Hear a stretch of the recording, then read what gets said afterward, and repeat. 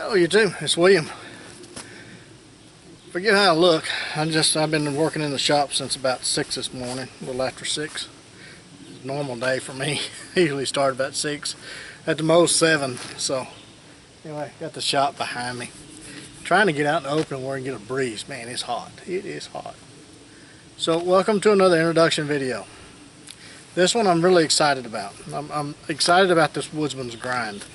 But this design has been what I found testing out the many different shapes and as you've seen me going through the R&D process, I've said many times that I always keep going back to the original.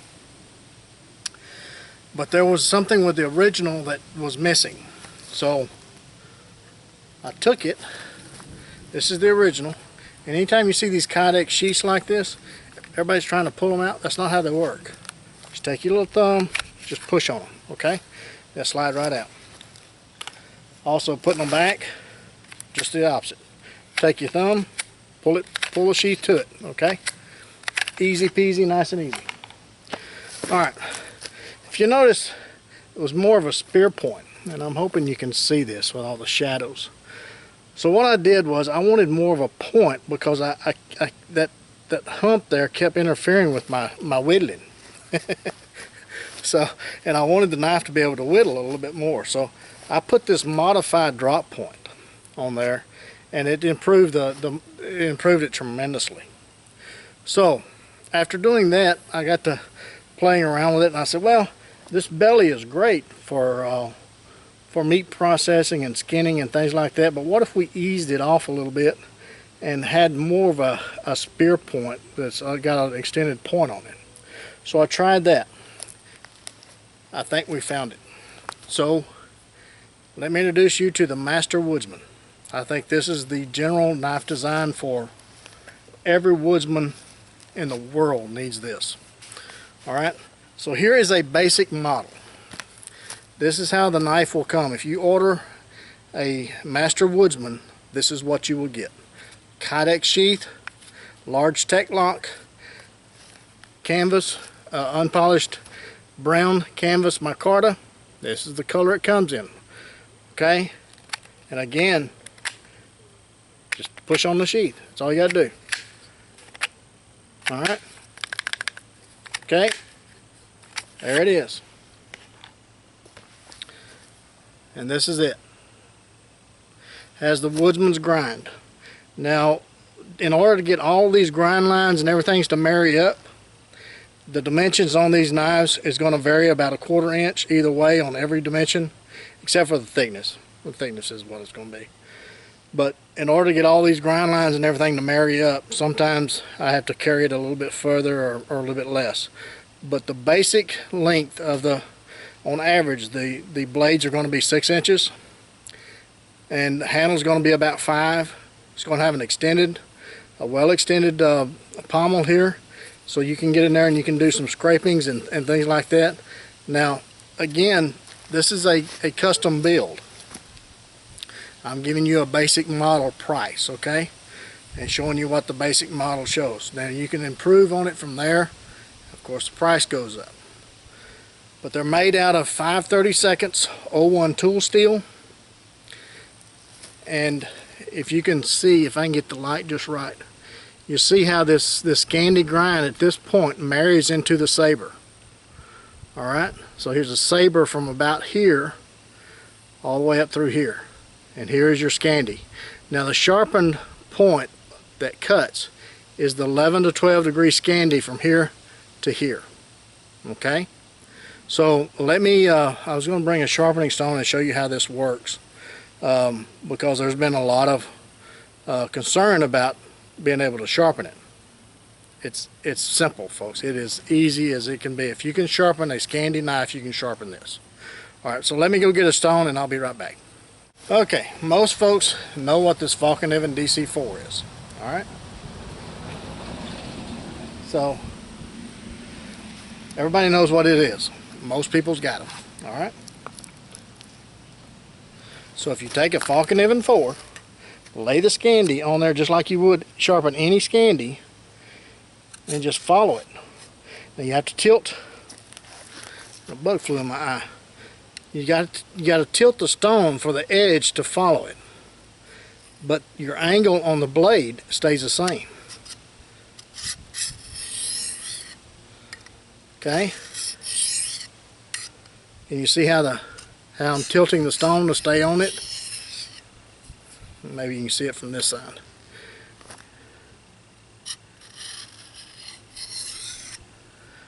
And all I'm doing is following that same 11-degree angle all the way through. That's all it takes. Now the narrower the stone, the easier it is to do that. Can you use round rods? Yes. They still work just as well. And the narrower the stone, the easier it works with. Can you do this with a bench stone? It'd be kind of difficult to do it with a bench stone, with a wide one. But you can definitely do it with these little stones there. I think they're about 1 inch wide or something like that. But it works. So I don't know if you can see how the scratch marks, they're all even all the way down.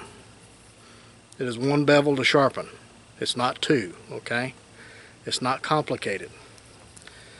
Alright, so this again is the basic model. This is you're going to see this knife a lot. This is a knife that's going to Mike Travis, and he's going to be the first one to review it in the gauntlet. Okay? This is the basic setup. Has, again, this is the heavy duty Kydex 2. I think it's like the 9 or something like that, 8 or 9. Anyway, it's not the thin stuff. Now with Kydex, you're going to have little scratch marks or brush marks right there. Now, it doesn't matter how you do the Kydex, that's what's going to happen. Because the way the blade is, it has a little tight spot right there. I kind of ease up on it, but still, in order to get the blade to fit in there fairly tight, which has a slight rattle, but not much. I mean, I'm not a professional Kydex guy. I'm a knife guy. If you want a professional Kydex job, there's plenty of people out there that can do that for you. Okay, basic model with this setup, 250. Okay, that's 5/32 01 tool steel, Woodsman's grind, this shape, brown canvas micarta, 1/4 inch stainless steel pins, extended pommel with a hidden lanyard. Okay, Kydex with a tech lock, and this tech lock can be worn up, down, crossways, behind your back, however you want to wear it. Okay. Well, I hope you guys enjoyed this, and I've probably got one more design with the Woodsman's grind in mind. So we'll probably be unveiling that here in the next week or so. But I wanted to go ahead and get this one done, the introduction on this Master Woodsman, because this one has been coming for all my life, to be honest. I've been trying to find a design that works well in many different areas, and I think this is the one. This is the one so far. Hope I never lose that hunger of searching, but so far this is the best design that I've ever used. Okay, as a woodman's, for a camp knife and camp chores, game processing. I know it will excel at that. One thing that I did do on this one is the handle on it is my standard handles.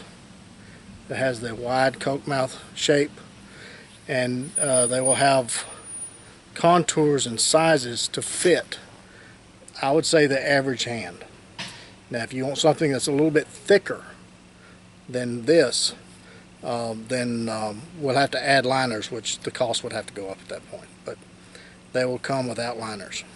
Alright, so again, appreciate you guys following me through on this and being part of the process, and I will put Travis's YouTube channel in the description below.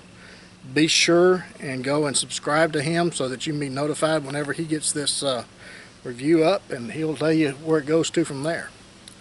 And be sure and support all these guys that's doing this review. And until the next one, you guys get out in the woods, run back your whittle on a stick. If you do, take plenty of Band-Aids and lots of knives. We'll catch you again soon.